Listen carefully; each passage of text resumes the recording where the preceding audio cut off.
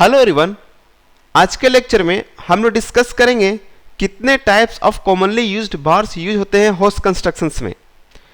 तो यहाँ पे टोटल 4 टाइप्स ऑफ बार्स मैं यहाँ पे लिखा हूँ। The first is your mild steel bars, second is your high strength wall that is also known as HYSD, तीसरा है हमारा TMT bars which is thermo mechanically treated bars, and चौथा number पे है हमारा इपोक्सी कोटेड बार्स। अब क्या है ना कि इसका अलावा there are few more bars, but वो जनरली यूज नहीं होता है, तो इसके चलते हम उसको मैं डिस्कस नहीं कर रहा हूँ। But I will like to write here that few more types of bars which is generally are there's in the constructions. So मैं लिख देता हूँ which the fifth one will be your galvanized rebar, sixth one will be glass fiber reinforced polymer rebars. You may write seventh one which is stainless steel rebar. Okay, and eighth one you can write carbon steel rebar. But जो host constructions में generally use होता है वो 4 types of bars he use किया जाता है। ठीक है, ये 5वां 6वां 7वां 8वां जो मैं लिखा हूँ वो जनरली अभी यूज नहीं हो रहा है। ये समझिए कि एक तरह से ये अभी एक्सपेरिमेंट स्टेज पे है, रिसर्च स्टेज पे है, तो ये कॉमनली आपको यूज नहीं होगा। बट ये जो जितने 4 टाइप्स ऑफ बार्स मैं आपको ऊपर में लिखा हूँ that is the most used bars, और मैं आज के लेक्चर में इसी 4 बार्स के बारे में मैं डिटेल डिस्कस करने वाला हूँ। ठीक है, इन सारे टाइप्स ऑफ बार्स में सबसे पहले हम लोग डिस्कस करेंगे which is mild steel bars. इसके बारे में हम लोग थोड़ा डिस्कस करेंगे और इसका प्रॉपर्टी के बारे में भी आल्सो डिस्कस करेंगे, और हम लोग और देखेंगे कि क्यों माइल्ड स्टील बार्स धीरे धीरे मार्केट से ये आउटडेटेड होना चालू हो गया है, और देखेंगे कि इसके जगह पे कौन सा रिबार मार्केट में फुल पोटेंशियल के साथ अवेलेबल है। ठीक है, तो हम लोग स्टार्ट करते हैं विथ माइल्ड स्टील रिबार्स। सबसे पहले हम लोग देखेंगे माइल्ड स्टील का प्रॉपर्टी के बारे में, और इसमें सबसे पहला प्रॉपर्टी देखेंगे माइल्ड स्टील का that is the yield strength. अब यहाँ पे आपको मैं सबसे पहले बता देता हूँ कि यील्ड स्ट्रेंथ होता क्या है, उसके बाद मैं आगे डिस्कस करूँगा। तो यील्ड स्ट्रेंथ क्या है, बहुत सिंपल सी चीज़ है, आप समझ जाना, ये एक बहुत कॉम्प्लिकेटेड चीज़ नहीं है, एक बहुत सिंपल चीज़ है। लेट सपोज कि ये मेरे पास एक रिबार है, ठीक है, और मैं इस रिबार को एक टेस्टिंग मशीन में लेके जा रहा हूँ। ठीक है, this rebar is taken to this testing machine. इस टेस्टिंग मशीन में क्या होगा, एक तरफ से फोर्सेस लगाया जाएगा और उस फोर्सेस के हिसाब से देखा जाएगा कि कहाँ पे वो ब्रेक कर रहा है। ठीक है, जैसे कि आप कंक्रीट बनाते थे, कंक्रीट में आप फोर्सेस लगा के उसका क्रैकिंग चेक करते थे, सेम उसी तरह से एक स्टील रिबार को हम लोग टेस्टिंग मशीन में डाल के उसका हम लोग देखेंगे कहाँ पे वो क्रैक कर रहा है, किस फोर्सेस के बाद वो क्रैक कर रहा है। ठीक है, या आप किस फोर्सेस के बाद वो प्लास्टिक स्टेज में चला जा रहा है। ठीक है, डिफॉर्म होना चालू हो जा रहा है, आप ऐसे समझिए। ठीक है, तो यहाँ पे उसी के हिसाब से, जैसे कि ये रिबार है इस टेस्टिंग मशीन में डाला गया है, और इस टेस्टिंग मशीन के बाद यहाँ पे स्ट्रेन स्ट्रेस कर्व दिखाया गया, स्ट्रेस स्ट्रेन कर्व शो किया गया है। एक तरफ से क्या है, एक ग्राफ में यहाँ पे स्ट्रेन रखा गया है इस साइड में, और एक तरफ से स्ट्रेस रखा गया है। ठीक है, अब जैसे इस टेस्टिंग मशीन में आप फोर्सेस इंक्रीज करोगे, एक आपको फोर्सेस के बाद एक ऐसा फोर्स मिलेगा जिसके बाद यहाँ पे जो रिबार है वो प्लास्टिक स्टेज में चला जाएगा। And the point, this is only दो यील्ड स्ट्रेस पॉइंट बोलते हैं इसको, और यही आपका यील्ड स्ट्रेंथ होता है।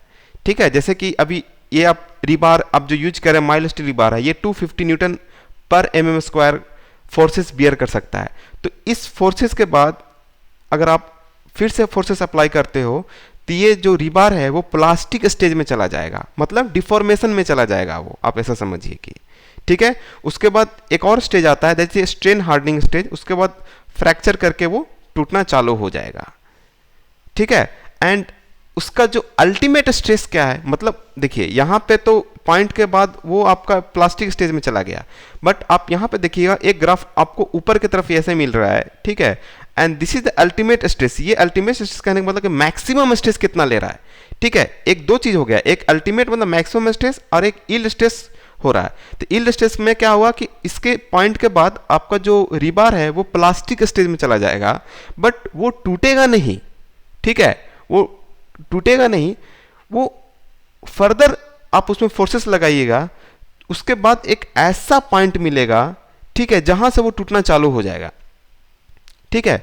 लेकिन इस टूटने के पहले जो मैक्सिमम फोर्सेस वो जो आपका रीबार बियर कर रहा है, that is your ultimate stress, वो इस पॉइंट को हम लोग कह रहे हैं अल्टीमेट स्ट्रेस, ठीक है। तो आई थिंक कि आपको थोड़ा बहुत क्लियर हो गया होगा कि यील्ड स्ट्रेंथ क्या है। मैं फिर से रिपीट कर रहा हूँ, यील्ड स्ट्रेंथ बहुत सिंपल सी चीज़ है, एक ऐसा पॉइंट स्ट्रेस का जिसके बाद जो आपका रीबार है वो प्लास्टिक स्टेज में चला जाता है या डिफॉर्मेशन स्टेज में चला जाता है, ठीक है। This is not your ultimate stress. Ultimate stress different है। अल्टीमेट स्ट्रेंथ ऐसा होता है कि जो मैक्सिमम स्ट्रेसेस जो रीबार बियर कर रहा है बिफोर ब्रेकिंग, यहाँ पे ब्रेक नहीं हो रहा है, ये प्लास्टिक स्टेज में जा रहा है सिंपली, और उस पॉइंट को हम लोग यील्ड स्ट्रेस कह रहे हैं, ठीक है। It's very clear to understand, nothing more complicated, ठीक है। Second thing is that the mild steel bars is plain and round in shape. जैसा कि आप पिक्चर में देख सकते हो, द माइल्ड स्टील बार एक प्लेन बार है और राउंड इन शेप है, इसमें डिफॉर्म्ड शेप में आपको नहीं दिखेगा, ठीक है। एक डिफॉर्म शेप कैसा होता है, इस तरह से लॉन्गिट्यूडनल रिब्स रहते हैं और ट्रांसवर्स रिब्स रहते हैं रिबार्स में, ठीक है।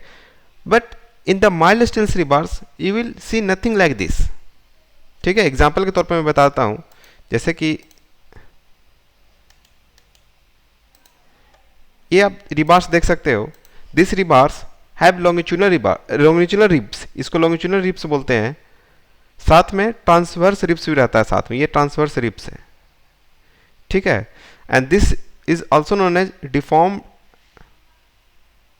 रिबार्स, ठीक है। But in case of mild steels rebars you will get it plain, ठीक है। ये एक प्लेन रिबार है जिसमें कोई डिफॉर्म शेप आपको नहीं मिलेगा, ठीक है। So that's the reason why इसका जो कॉन्क्रीट के साथ बॉन्डिंग है दैट इज नॉट अप्रोप्रिएट, ठीक है, वो ठीक बात नहीं है, क्योंकि कॉन्क्रीट के साथ इसका बॉन्डिंग में दिक्कत होगा।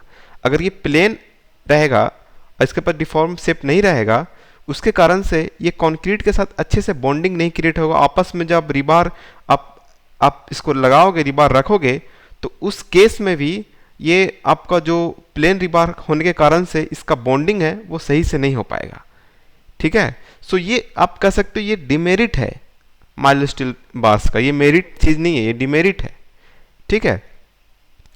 Now let us look at the third point which is related to the first point and second point. पहला पॉइंट और सेकंड पॉइंट से रिलेटेड है हमारा थर्ड पॉइंट।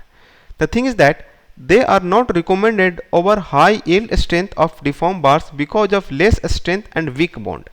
जो हमारा थर्ड पॉइंट है वो कहता है कि जो माइल्ड स्टील बार है वो रिकमेंडेड नहीं किया गया है जहां पे हाई यील्ड स्ट्रेंथ की जरूरत है, ठीक है। क्यों? क्योंकि इसके पास जो स्ट्रेंथ है, यील्ड स्ट्रेंथ है इस माइल्ड स्टील बार्स का, वो अराउंड 250 न्यूटन पर mm² ही है, ठीक है। अगर मैं कंपेयर करूं और दूसरा स्टील का, जैसे कि एजोए स्टील का अगर मैं यील्डिंग स्ट्रेंथ देखूं वो अराउंड 550-600 तक चला जाता है, ठीक है। But in case of mild steel bars ये आपका 250 ही रह जाता है। अब जहां पे आपको ज़्यादा स्ट्रेंथ की ज़रूरत है वहां पे आप इस रिबार्स को यूज कीजिएगा तो अनइकोनॉमिकल हो जाएगा, यहाँ पे this will not be economical to use it, ठीक है। और दूसरा जो इंपॉर्टेंट पॉइंट है कि ये एक वीक बॉन्ड है, मतलब बॉन्डिंग इसका सही नहीं होता है due to the plain in shape, ठीक है। इसी कारण से ये उतना रिकमेंडेड नहीं है, ठीक है।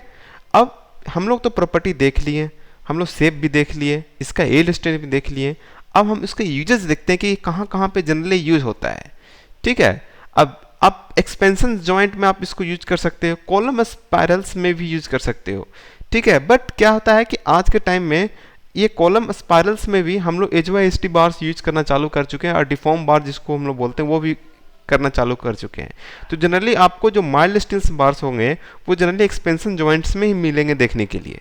नेक्स्ट हम लोग देखेंगे किस तरह से इस माइल्ड स्टील्स बार्स को हम लोग ई-टैप्स में डिफाइन कर सकते हैं, ठीक है। और डिफाइन करने के बाद हम उसे प्रॉपर्टीज को भी देखेंगे, जिस तरह से यहाँ पर stress strain curve mild steel देखे थे उसी तरह से हम ई-टैप्स में देखेंगे किस तरह से इस कर्व को इनपुट किया जाता है, ठीक है। तो मैं यहाँ पे सबसे पहले ईटैप्स को ओपन कर लेता हूँ। After that I will go to define and material property. Define करने के लिए FE 250 हमें मटेरियल प्रॉपर्टी को डिफाइन करना है, ठीक है। So step is very simple, go to define options, go to material of property options, add new material properties. यहाँ पे रीजन में हमें इंडिया, मटेरियल टाइप में रिबार, स्टैंडर्ड रखना है, इसको ग्रेड को हम यहाँ पे 250 सिलेक्ट करके ओके कर देना है, ठीक है। यहाँ पे आपका स्पेसिफिकेशन आ जाएगा, जैसे कि डेंसिटी वगैरह डालने के लिए आ जाएगा, ठीक है। उसके बाद ई वैल्यू आ जाएगा और थर्मल कोफिशिएंट वैल्यू आ जाएगा। अब जैसे जस्ट नीचे आइएगा तो आपको यहाँ पे मिलेगा डिज़ाइन प्रॉपर्टी डाटा, ये बहुत इंपॉर्टेंट चीज़ है, ठीक है। यहीं पे आपको जो 250 वाला जो कॉन्सेप्ट है जो डालने के लिए यहाँ पे आएगा, ठीक है। तो आप यहाँ से जस्ट इसको क्लिक कर सकते हैं और यहाँ पे जैसे क्लिक कीजिएगा यहाँ पे देखिएगा, और यहाँ पे आपको वैल्यू आ गया इनपुट करने के लिए मिनिमम यील्ड स्ट्रेंथ, ठीक है, जो यहाँ पे ऑलरेडी 250 यहाँ पे डाला हुआ है, ओके।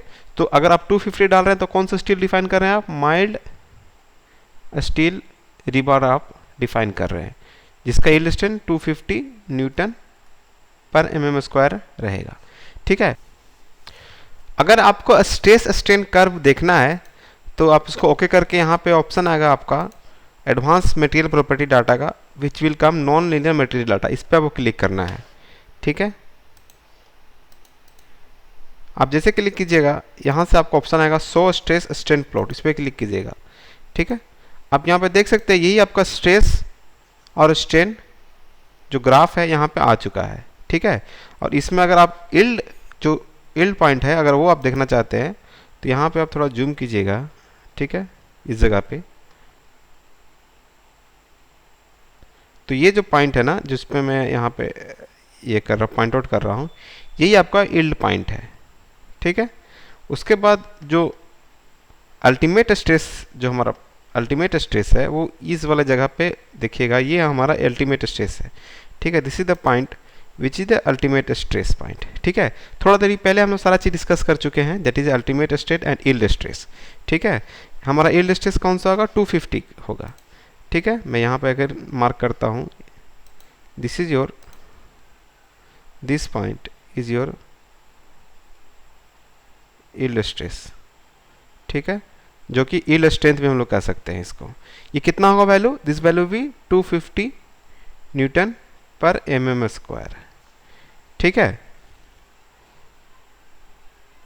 तो आई थिंक कि आपको माइल्ड स्टील के बारे में अच्छे खासे जानकारी हो गए होंगे with respect to ETABS also and with respect to theoretical part also, ठीक है। अब हम लोग नेक्स्ट जो टाइप्स ऑफ रिबार देखने वाले हैं which is your HYSD 415, 500 and 600, ठीक है। So I am coming to the next type of rebar which is your HYSD rebars, ठीक है।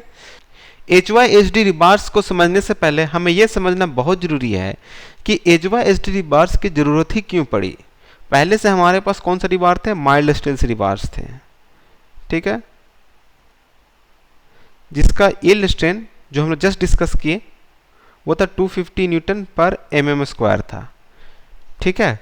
तो हमें HYSD की रिक्वायरमेंट ही क्यों पड़ा, the first reason I will say that is the HYSD rebars किस लिए रिक्वायरमेंट पड़ा, क्योंकि हमें टॉल स्ट्रक्चर्स बिल्डिंग बनाना स्टार्ट कर दिए थे, लार्जर स्पैन बिल्डिंग बनाना स्टार्ट कर दिए थे, जहाँ पे काफ़ी ज़्यादा स्ट्रेंथ की ज़रूरत थी। उस केस में माइल्ड स्टील्स रिबार्स उतना सक्सेस नहीं हो पा रहा था, इसलिए हमें एक ऐसा रिबार चाहिए था, ठीक है, जिसका यील्ड स्ट्रेंथ काफ़ी अच्छा हो, ठीक है। इसी के बाद हमें HYSD रिबार्स का कह सकते हो कि आपको इन्वेंशन हुआ एक तरह से, ठीक है। सो HYSD रिबार्स अभी हमारे पास जनरली 3 टाइप्स का आपको मार्केट में अवेलेबल रहेंगे। I will write the first will be HYSD 415, second will be HYSD 500 और HYSD 550, ठीक है। ये 3 टाइप ऑफ ग्रेड ऑफ आप कह सकते हैं HYSD आपको जनरली मार्केट में काफ़ी इजीली अवेलेबल रहेंगे, ठीक है। अभी कभी कभी आप देखो किसी किसी कंपनी में जो कंपनी है कोई कोई आपको HYSD 600 भी प्रोवाइड करते हैं, ठीक है। बट ये जो 600 वगैरह है मैं इसके बारे में बाद में डिस्कस करूंगा। पहले हम रीजन समझते हैं कि क्यों हमें जरूरत पड़ी इस HYSD रिबार्स का। तो पहले जो रीजन मैं यहाँ पे एक्सप्लेन कर रहा हूँ, दैट इज द रिक्वायरमेंट, हमारे स्ट्रेंथ का रिक्वायरमेंट ज़्यादा पड़ गया मार्केट में। ठीक है, स्ट्रेंथ का आप कह सकते हो, बिल्डिंग में जो हम लोग कंस्ट्रक्ट करने लगे, वो हाईराइज बिल्डिंग कंस्ट्रक्ट करने लगे जहाँ पे काफ़ी स्ट्रेंथ की जरूरत पड़ने लगी, और जो 250 जो स्ट्रेंथ था वो इनफ नहीं था हमारे पास। ठीक है, इस तरह से कुछ हमें इन्वेंशन चाहिए था जिसके चलते हमें हाई एल स्ट्रेंथ का फॉर्मेशन हो। ठीक है, तो मार्केट में हाई एल स्ट्रेंथ रिबार सबसे पहले 415 आया था, उसके बाद 415 के बाद 500 आया, उसके बाद 550 आया। अभी करेंटली अभी देखे जाए तो मार्केट में जनरली आपको 550 बहुत कॉमन मिलेंगे, बहुत कॉमन, जैसे टाटा कंपनी, श्याम कंपनी, ठीक है, if you go with the SAIL tiger company और VGSW कंपनी, ये सब जो कंपनी है ज़्यादातर अपने जो रिबार्स हैं वो 550 ही बना रहे हैं। ओके, तो जो पहले यील्ड स्ट्रेंथ 250 था अब उसका डबल हो गया, डबल से भी मैं कहूँगा ज़्यादा हो गया यील्ड स्ट्रेंथ। ओके, तो हाई यील्ड स्ट्रेंथ वहाँ पे आ रहा है, तो हाई यील्ड स्ट्रेंथ आ रहा है तो ऑब्वियस सी बात है कि हमारा जो स्ट्रेंथ है वो काफ़ी अच्छा इंक्रीज हो गया। ठीक है, so the first reason I will say here that due to the high demand of strength की काफ़ी ज़रूरत कारण से हमें HYSD की तरफ रुख करना पड़ा। सेकेंड रीजन जो बहुत सिंपल रीजन है, that is the deform shaped. अब जो माइल्ड स्टील का जो शेप था मैं पहले भी बता चुका हूँ, वो प्लेन शेप में आया करता था, उसमें एक डिमेरिट हुआ करता था कि उसका जो बॉन्डिंग है वो सही नहीं था। ठीक है, जब HYSD रिबार आया it came with the deform shape, इस तरह से डिफॉर्म शेप के साथ आया। ठीक है, which you can say there is a longitudinal ribs, along with that there is a transverse ribs also. ठीक है, so you can look at that, at longitudinal ribs also is there and transverse ribs is also there. ठीक है, तो मैं second reason लिख सकता हूं due to the bonding. ठीक है, दो कारण से हमें जो माइल्ड स्टील के जो पहले से झुकाव था वो हट के हमें HYSD रिबार्स की तरफ हमें आना पड़ा। और अभी इंडस्ट्री में आप जाइएगा तो देखिएगा कि आपको हर जगह पे HYSD रिबार्स ही मिलेंगे, माइल्ड स्टील रिबार्स तो मार्केट से आउटडेटेड हो ही चुका है। ठीक है, अब तक हम लोग ने HYSD का सिर्फ मेरिट पार्ट डिस्कस किए थे, अब हम लोग इसका डिमेरिट पार्ट भी डिस्कस करना बहुत जरूरी है।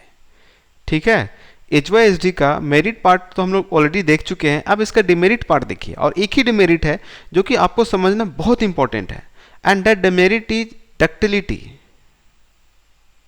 आप बोलोगे ductility, how actually it is having a demerit, कैसे HYSD में डिमेरिट है डक्टिलिटी। मैं आपको अच्छे से एक्सप्लेन करता हूँ क्या है एक्चुअली में। पहले ये समझिए, there is a no meaning of strength without ductility.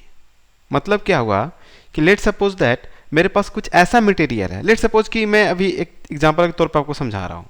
Let suppose कि आपके पास बहुत सारा डायमंड्स है, यू नो दैट डायमंड का स्ट्रेंथ बहुत ज़्यादा है क्योंकि इसमें कार्बन कंटेंट बहुत होता है, इसी कारण से उसका स्ट्रेंथ बहुत ज़्यादा होता है डायमंड का। ठीक है, मेरे पास या आपके पास क्या है कि डायमंड बहुत है आपके पास, आपने क्या किया, अपने घर बनाने में आपने डायमंड का यूज किया। लेट सपोज कि ये फैक्ट नहीं है बट आप एक अनुमान करके चलो, आपको डायमंड तो अपने स्ट्रेंथ तो बहुत यूज किया, लेकिन उस जो घर बन के तैयार होगा उस डायमंड का, उसमें स्ट्रेंथ बिल्कुल ही, सॉरी, उसमें जो डक्टिलिटी रहेगा उसमें बिल्कुल ही नहीं रहेगा, क्योंकि डक्टिलिटी वहाँ पे आएगा नहीं, क्योंकि डायमंड जो है वो स्ट्रेंथ बहुत है उसके पास लेकिन डक्टिलिटी नहीं है। ठीक है, अब यहाँ पे कैसे इसको रिलेट किया जाए आप ये समझिए, जो कॉन्क्रीट है, ठीक है, that is very good in having compression forces but very weak in tension, वो टेंशन नहीं झेल पाता है, दैट इज उसके पास डक्टिलिटी नहीं एक तरह से, और इसी को फुलफिल करने के लिए हम रिबार्स को यूज करते हैं मेनली। अब रिबार्स से ही डक्टिलिटी को हटा दीजिएगा तो that is also not very good, हमें एक प्रॉपर डक्टिलिटी को मेंटेन करके चलना है। अब बोलेंगे कैसे हटा रहे हैं हम डक्टिलिटी को, आप समझिए एक तरह से, अभी करेंटली जो पहले जो रिबार्स यूज किया करते थे हम लोग, that is mild steel, will have a 250, जिसका यील्ड स्ट्रेंथ था 250 था। ठीक है, अब क्या हुआ कि हमें क्या हुआ, हमें हाई स्ट्रेंथ का रिक्वायरमेंट पड़ने लगा, जिसके बाद हम HYSD रिबार्स को लेके आए, उसमें क्या हुआ, जो यील्ड स्ट्रेंथ है वो बढ़ के 415, 500, 550 तक चले गए थे। तो यहाँ पे क्या हुआ, जो मैन्युफैक्चरर था वो क्या कर रहे थे, वो कार्बन कंटेंट को इंक्रीज कर रहे थे स्ट्रेंथ को बढ़ाने के लिए। ठीक है, if you are going to increase the carbon content your strength is going to increase. ठीक है, बट आपको साथ में ये भी समझना है कि जैसे आप कार्बन कंटेंट को इंक्रीज कर रहे हैं, ductility will get start decreasing, ductility decrease करना चालू हो जाएगा। ठीक है, अगर आप स्ट्रेंथ को ऊपर लेके चले गया, ठीक है, आप स्ट्रेंथ को ऊपर लेके चलिएगा with increase quantity of carbon, your ductility will start decreasing. और मैं पहले बता चुका हूं कि अर्थक्विक बिल्डिंग्स में, जो आप अर्थक्विक बिल्डिंग एक्चुअली जो आप कह सकते हैं रेजिस्टेंट बिल्डिंग जो हम लोग बनाते हैं, उसमें डक्टिलिटी का बहुत बड़ा इंपॉर्टेंस है। लचीलापन बहुत जरूरी है। अगर आप लचीलापन को डिक्रीज कीजिएगा, डक्टिलिटी को डिक्रीज कीजिएगा, तो आप एक तरह से खेल कर रहे हैं स्ट्रक्चर्स में। ठीक है, तो हमें एक प्रॉपर तरीके से चलना है, हमें डक्टिलिटी को मेंटेन करके चलना है, स्ट्रेंथ को मेंटेन करके चलना है। इसी कारण से मैं बोल रहा हूं, जो HYSD 600 और आप देख रहे हैं HYSD 650, ये सब स्टील्स मार्केट में अवेलेबल हैं, बट इसमें डक्टिलिटी डिक्रीज करेगा यहाँ पे। ठीक है, इसलिए मैं रिकमेंड करूंगा आपको, और IS कोड भी रिकमेंड करता है कि आप HYSD 550 तक ही स्टील लगाइए। आप इस चीज को और बेटर समझने के लिए आप इस ग्राफ के थ्रू भी समझ सकते हैं। ठीक है, बहुत सिंपल ग्राफ है, मैं यहाँ पे समझाता हूँ। एक तरफ स्ट्रेस है, एक तरफ स्ट्रेन है। अब यहाँ पे नोटिस कीजिएगा, जो 250, ये आप जो ग्राफ देख रहे हैं पहला, ये जो ग्राफ है यहाँ पे आप देखिए, ठीक है, ये 250 माइल्ड स्टील का ग्राफ है। इसका यील्ड स्ट्रेंथ देखिए कहाँ पे जा रहा है। ठीक है, दैट इज 250। लेकिन इस यील्ड स्ट्रेंथ के बाद देखिए डक्टिलिटी कितना तक इंक्रीज, कहाँ पे ये फ्रैक्चर कर रहा है, क्रैक कहाँ पे कर रहा है। इसका स्ट्रेन कितना इंक्रीज किया हुआ, इसका स्ट्रेन देखिए कितना तक आ रहा है, 0.2 तक स्ट्रेन आ रहा है। इसका मतलब इसके पास हाईयर डक्टिलिटी है इस 250 रिबार्स को, जिसको माइल्ड स्टील हम लोग बोलते हैं। अब जैसे आप ऊपर गए, जैसे HYSD रिबार्स पे गए, 415 पे गए, आपने यील्ड स्ट्रेंथ को तो बढ़ा दिया, लेकिन अगर मैं कंपेयर कर दूं 250 के साथ, तो इसका जो डक्टिलिटी है वो डिक्रीज किया हुआ है यहाँ से। ठीक है, इसका डक्टिलिटी कम है। अब फिर 500 पे जाइएगा, आप यील्ड स्ट्रेंथ तो बढ़ा रहे हैं, but you can see the ductility here it got decreased. अब जैसे जैसे स्ट्रेंथ बढ़ाइएगा, डक्टिलिटी डिक्रीज करते जाएगा।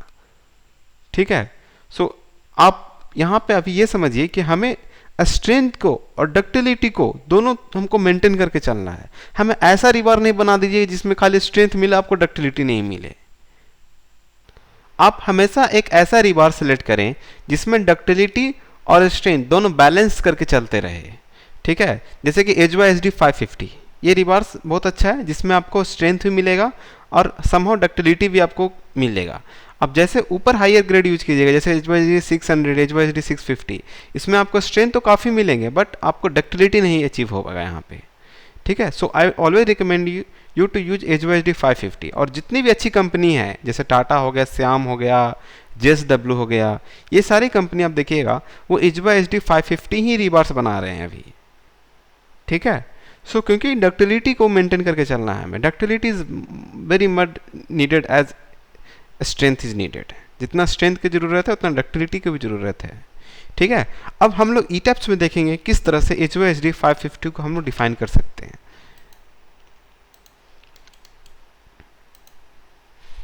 आपको सिंपली ETABS ओपन करना है,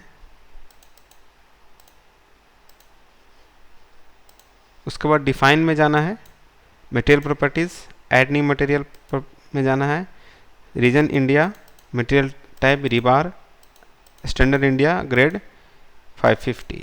ओके, ठीक है। अब ये जो आपका जो मटेरियल नेम है वे सब बाय डिफ़ॉल्ट आ जाएगा, जितना प्रॉपर्टी है इसका बाय डिफ़ॉल्ट आएगा। अगर आप स्ट्रेस स्ट्रेन कर्व देखना चाहते हैं तो आप नॉन लीनियर मटेरियल डाटा पर क्लिक कीजिएगा, आप शो स्ट्रेस स्ट्रेन प्लॉट पे क्लिक कीजिएगा, तो आप देख सकते हैं कि आपका जो स्ट्रेस स्ट्रेन कर्व जो प्लॉट है वो आपको यहाँ पे आ जाएगा। ठीक है, उसमें आप बाकी चीज़ को देख सकते हैं, जैसे कि यील्ड स्ट्रेंथ वगैरह चेक कर सकते हैं। ठीक है, और भी चीज़ें आप यहाँ से समझ सकते हैं। मैं इतना डिटेल में नहीं जाऊँगा, मैं सिंपली ओके करके और इसका डिफाइन करके ओके कर दूंगा मैं। ओके, अब हम लोग नेक्स्ट चीज़ देखने वाले हैं विच इज़ TMT बार्स।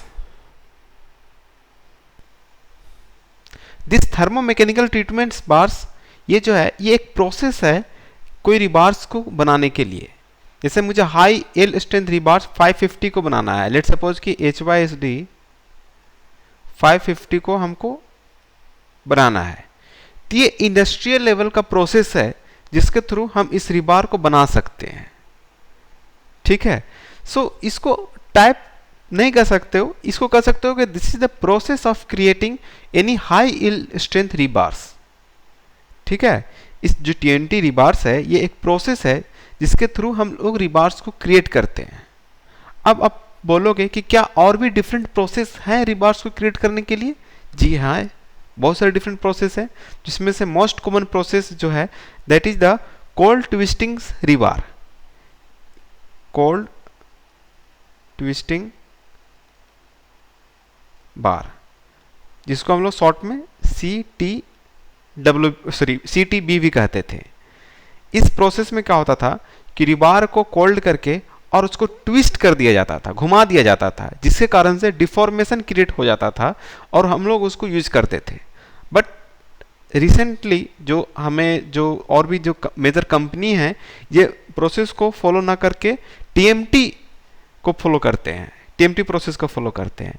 इसी तरह से TMT के जैसा एक और प्रोसेस है रिबार्स को बनाने के लिए, दैट इज TMX, जो कि जर्मन प्रोसेस है। ठीक है, सो बहुत सारी कंपनी क्या है, TMX जैसे कि रिबार्स जो ये जर्मन कंपनी है उसके पास ये अपना पेटेंट है और ये पेटेंट इंडिया में भी सेल कर चुके हैं, जिसके थ्रू इस प्रोसेस से भी रिबार्स क्रिएट होता है। जो टाटा है, ठीक है, वो TMT प्रोसेस को यूज करता है रिबार्स को क्रिएट करने के लिए, बनाने के लिए। ठीक है, so I will not say this is the type of rebar, I better to say that this is the process from which any high L strength rebars are created. ये इंडस्ट्री लेवल का process है, that is a thermomechanical treatment bars, एक process का नाम है ये।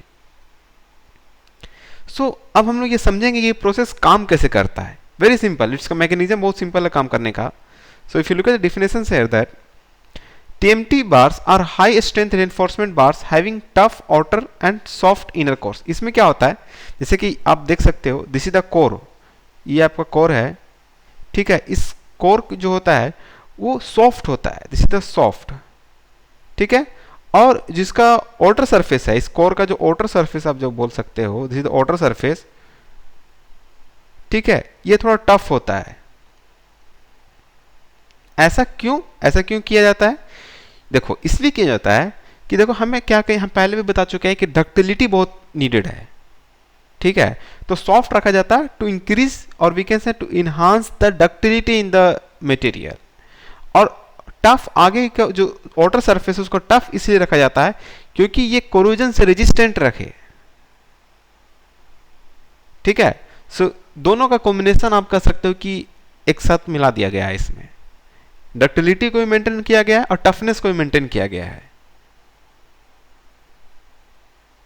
ठीक है, अब ये काम कैसे करता है, मतलब इसका जो प्रोसेस है वो कैसे होता है।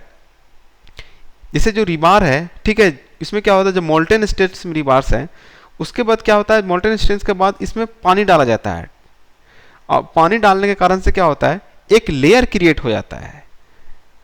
ठीक है, उस लेयर जो आउटर लेयर में जो सरफेस है उसमें एक लेयर बन जाता है जो कि हार्ड लेयर होता है वो। ठीक है, यहां पे आप देख सकते हो पिक्चर्स में, जैसे रिबार मोल्टेन स्टेज में रहेगा। ठीक है, उसमें आप अचानक से पानी डाल दोगे, ठंडा कर दोगे।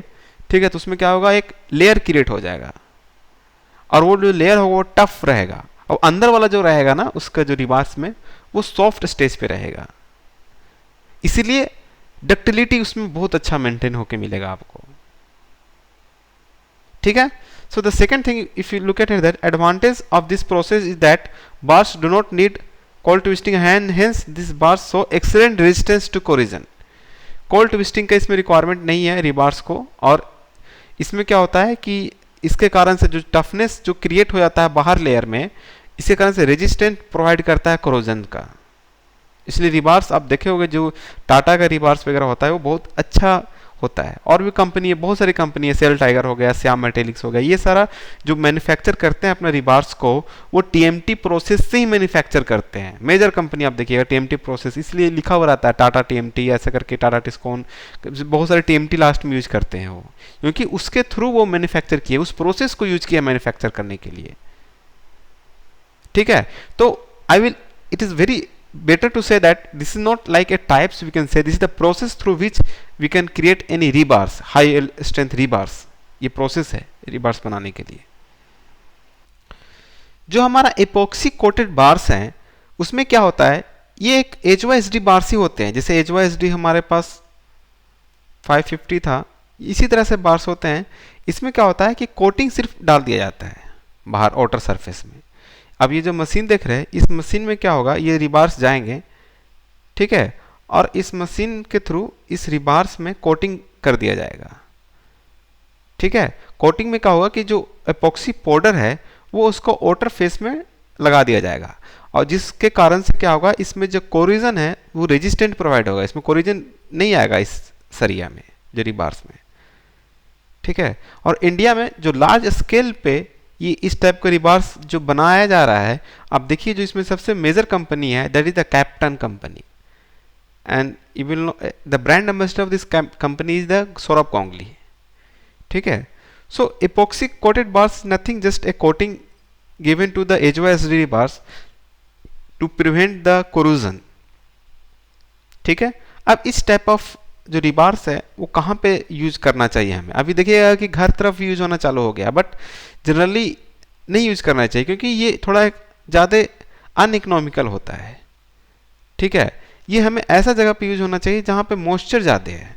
इस जगह पे यूज कीजिए, जैसे पार्किंग एरिया जो हमेशा रेन के संपर्क में रहता है, मैरीन एरिया में आप यूज कर सकते हैं, मैरीन एनवायरनमेंट में यूज कर सकते हैं, ब्रिजेज में यूज कर सकते हैं, जहाँ पे पानी कह सकते हैं कि पानी इन्वायरमेंट में जो आप स्ट्रक्चर बना रहे हैं उस जगह पे ट्राई कीजिए इस टाइप ऑफ रिबार्स को यूज करने के लिए। अब घर वगैरह में जहाँ पे उतना पानी का ज़्यादा नहीं है इशू, ठीक है, एक्सपोजर नहीं होता है ज़्यादा रिबार्स को पानी के, तो आप उस जगह पे क्यों आप फालतू का पैसा बर्बाद कीजिएगा, ये काफ़ी कॉस्टली होता है ये। ठीक है, तो ऐसा रिबार्स को आपको सिलेक्ट नहीं करना चाहिए, ठीक है, जहाँ पे आपको इस टाइप का इन्वायरमेंट क्रिएट नहीं हो। ठीक है, so if you look at the first thing here, that epoxy coated steel bars as a green rebars, it is used in concrete subjected to corrosive condition। ये मैं पहले बोला, जहाँ पे जंग लगने का खतरा ज़्यादा है उसी जगह पे ऐसा बार्स को यूज करना चाहिए। दिस में include exposures to deicing salts marine environments, जहाँ पे समुद्री इलाका है वहाँ पे इस टाइप ऑफ रिबार्स यूज कर सकते हैं क्योंकि ये प्रिवेंट करेगा क्रूजन को। Third thing is that epoxy coated steel rebars use for bridges, bridge में यूज कर सकते हैं, पार्किंग स्ट्रक्चर क्योंकि पार्किंग स्ट्रक्चर ज़्यादा एक्सपोज है रेन से, फिर पेवमेंट में आप यूज कर सकते हैं, मैरीन स्ट्रक्चर्स में यूज कर सकते हैं, रिपेयर्स वर्क्स में भी आप यूज कर सकते हैं। ठीक है, बट जनरली अब जैसे आपके पास जैसे कि कैसा ऐसा कोई नॉर्मल घर बनाना है, ठीक है, वहाँ ज़्यादा रेन एक्सपोजर नहीं है, मैरीन एरिया में नहीं है, सिंपल एरिया में है, तो आप क्या कर सकते हैं कि आप नॉर्मल जो HYSD रिबार्स आप वो यूज कीजिएगा तो ज़्यादा अच्छा है, ये यूज कीजिएगा। तो मैं ऐसा नहीं कर रहा हूँ कि ये गलत है वगैरह, मैं कह रहा हूँ कि ये आपको एक्स्ट्रा खर्चा बढ़ाएगा, ये काफ़ी कॉस्टली होता है as compare to other rebars. ठीक है,